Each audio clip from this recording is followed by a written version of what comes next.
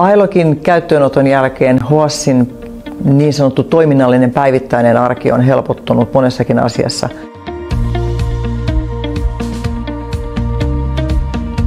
Olen Jaana Rapo Helsingin seudun opiskelija-asuntosäätiöstä. Työskentelen täällä kiinteistöpalvelupäällikkönä.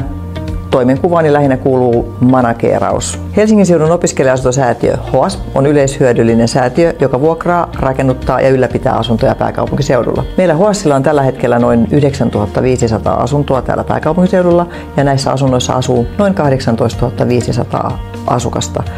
Vuosittain me solmimme uusia vuokrasopimuksia noin 10 000 kappaletta. Ailog on tullut tutuksi siinä vaiheessa, kun on mietitty, kun meillä on muun muassa kansainvälisen vaihdon opiskelijoita, että miten saataisiin helposti vältettyä syyskuun alun muuttojen ruuhkat.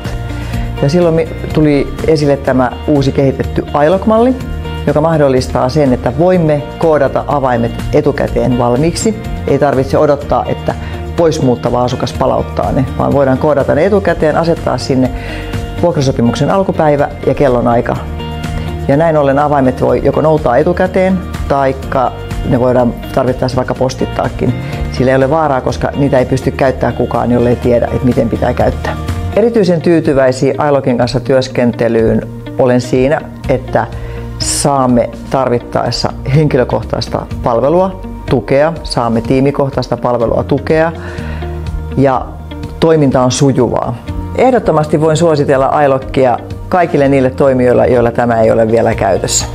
Sujuvuuden, helppouden ja päivittäisen avun saamiseksi omiin toimintoihinsa.